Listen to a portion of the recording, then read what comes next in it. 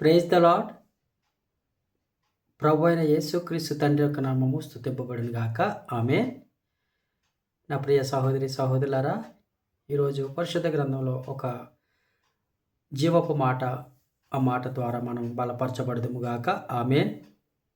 కీర్తన రాసినటువంటి గ్రంథకర్త దావీదు రాసినటువంటి కీర్తనలో 65వ అధ్యాయము 2వ వచనంలో చూసినట్లయితే ఈ విధంగా ఉంటుంది. ప్రార్థన ఆలకించువాడ సర్వ శరీరులు నీ యొద్దకు వచ్చేదరు. నిజమే నా ప్రియ సహోదరి సహోదరుల, ఈ వాక్యాన్ని బట్టి, ఈ లేఖనాన్ని బట్టి మనం బాగా ఆలోచన చేస్తే ఈరోజు ప్రార్థన అంటే చాలా చులకనగా తీసుకుంటున్నారు. ప్రార్థన అంటే వారు ఎగతాళిగా తీసుకుంటున్నారు. ప్రతి ఒక్కరూ ప్రార్థన ప్రార్థన ప్రార్థన అని మాట్లాడతారు. ఏంటి ప్రార్థనలో ఏంటి, ప్రార్థన అంటే ఏంటి అని మీరు అనుకోవచ్చు. ఈరోజు ప్రార్థన ఆలకించువాడా అంటే మన ముందు ఒక వ్యక్తి ఉన్నాడు.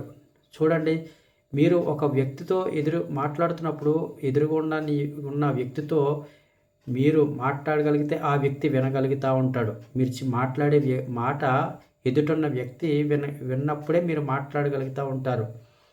అలాగే మన పరమ తండ్రి అయినటువంటి దేవుడు మన ప్రార్థన ఆలకించడానికి ఆయన ఎప్పుడు సిద్ధంగా ఉన్నాడు.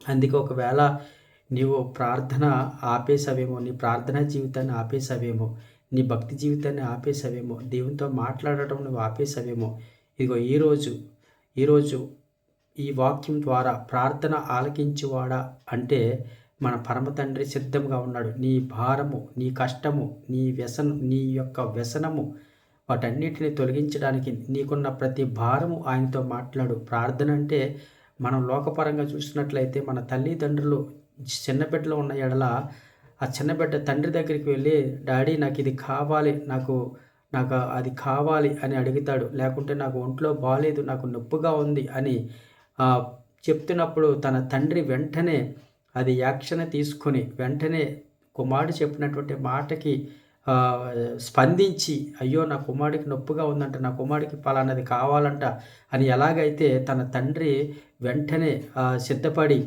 దానికి తగినట్టుగా కుమారుడికి సహాయం చేస్తాడో, హాస్పిటల్కి తీసుకెళ్తాడో, కొనిస్తాడో, ఏదైనా వస్తువు ఏదైనా కుమారుడి పట్ల శ్రద్ధ కలిగి ఇస్తాడో, అలాగే మన పరమ తండ్రి అయినటువంటి దేవుడు కూడా నువ్వు చేసే ప్రతి ప్రార్థన ఆలకించడానికి సిద్ధంగా ఉన్నాడు. నా ప్రియ సహోదరి సహోదరుడా, ఒకవేళ ప్రార్థన జీవితాన్ని ఆపేసావు, ఎక్కడ ఆపేసావో నీ ప్రార్థన జీవితాన్ని అక్కడ మొదలుపెట్టు. నీ వాక్యం ధ్యానించడం మొదలుపెట్టు. నీ భక్తి జీవితాన్ని మొదలుపెట్టు. నీ ఆత్మీయ జీవితాన్ని మొదలుపెట్టినప్పుడు దేవుడు నీ కుటుంబంలో గొప్ప కార్యాలను నువ్వు చూస్తావు. ప్రార్థన ఆలకించడానికి ఆయన సిద్ధంగా ఉన్నాడు. సర్వ శరీరాలు ఎవరైనా సరే, ఈ లోకంలో ఉన్న ప్రతి మనిషి దేవునితో మాట్లాడాలి. ఎందుకంటే మనము ఎవరి ద్వారా సృష్టించబడ్డామంటే మన పరమ తండ్రి ద్వారా మనం సృష్టించబడ్డాం. కాబట్టి మన బాధ, మన వేదన, మన దుఃఖము, మన సమస్య, మన రోగము, మనకున్న ప్రతి ఏ సమస్య అయినా సరే మన పరమ తండ్రికి చెప్పుకున్నట్లయితే, మన పరమ తండ్రితో మనం అడిగినట్లయితే, మన పరమ తండ్రితో మనము మాట్లాడినట్లయితే మనకున్న ప్రతి భారము, వేదన, దుఃఖము, సమస్య ఏదైనా సరే మనల్ని వెంటాడి పట్టి పీడిస్తున్నటువంటి ప్రతి సిక్కులన్నిటిని,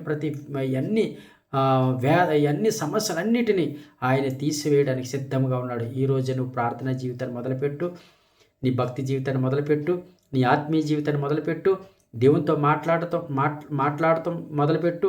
దేవుని దగ్గరికి వెళ్ళు. నీ వేదన, నీ దుఃఖము, నీ సమస్య దేవుని దగ్గర చెప్పు. నీ కుటుంబ సమస్యలు దేవుని దగ్గర చెప్పు. నీ బిడ్డల సమస్య దేవుని దగ్గర చెప్పు. నీ భర్త సమస్య దేవుని దగ్గర చెప్పు.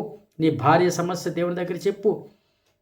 అలా చెప్పినప్పుడు నీ పరమ తండ్రి దగ్గర చెప్పినప్పుడు వెంటనే నా కుమార్తె, నా కుమారుడు, నా బిడ్డలు సహాయం కోరుతున్నారు, నా పట్ల శ్రద్ధ కలిగి ఉన్నారు, నా పట్ల భయభక్తులు కలిగి ఉన్నారు, నా పట్ల దీన మనసు కలిగి ఉన్నారు, నా పట్ల పరిశుద్ధత కలిగి ఉన్నారు, కాబట్టి నేను వారికి సహాయం చేయాలి అని వెంటనే మీరు ఊహించని రీతిగా, మీరు అనుకోలేని రీతిగా, మీరు పొందుకోలేనటువంటి విధముగా గొప్ప కార్యములు మీ పట్ల జరిగిస్తాడు. నా ప్రియ సహోదరి సహోదరి, కొద్ది మాటలు మరి మీ హృదయంలో ఫలించాలని, ఈరోజు మీ ఆత్మీయ జీవితాన్ని మెరుగుపరచాలని పరిశుద్ధాత్ముడు పలుకుతున్నటువంటి మాటలను బట్టి నీ ప్రార్థన జీవితాన్ని మొదలుపెట్టు. ఈరోజే నీ ప్రార్థన జీవితాన్ని మొదలుపెట్టు. ప్రార్థన చేయి, దేవుని దగ్గర మొరపెట్టు, దేవుని దగ్గర కన్నీళ్లు కార్చు, దేవుని దగ్గర అడుగు, నీ ప్రతి సమస్య అడుగు. అందుకే మన ప్రభు అయిన యేసుక్రీస్తు నామంలో మన ప్రతి అవసరము తీర్చబడుతుందని లేఖనాలు తెలియజేస్తూ ఉన్నాయి.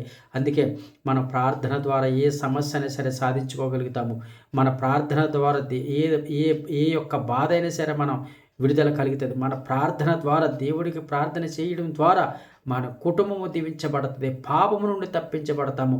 దుష్టు నుండి మనం తప్పించబడతాము. మన చుట్టూ కాపుదల కంచి వేస్తాడు ప్రార్థన చేయడం ద్వారా. కాబట్టి ఈరోజు నీ ఒక తీర్మానం తీసుకో. ఒకవేళ ప్రార్థన జీవితాన్ని నువ్వు విడిచిపెట్టేసావేమో, ఈరోజు మొదలుపెట్టు. నీ ప్రార్థన జీవితాన్ని మొదలుపెట్టు, నీ భక్తి జీవితాన్ని మొదలుపెట్టు, నీ ఆత్మీయ జీవితాన్ని మొదలుపెట్టిన తర్వాత నువ్వు చూడు, గొప్పగా నీ కుటుంబంలో, నీ జీవితంలో, నీ బ్రతుకులో గొప్ప చూడలేని వింతలు, వినలేని మాటలు, అలాగే నువ్వు ఊహించలేనటువంటి గొప్ప ఆశీర్వాదాలు, దీవెనలు మరి చూస్తావు. కాబట్టి కొద్ది మాటలు మీ హృదయంలో ఫలించి అభివృద్ధి చేయునుగాక. ఆమేన్, ఆమేన్, ఆమేన్.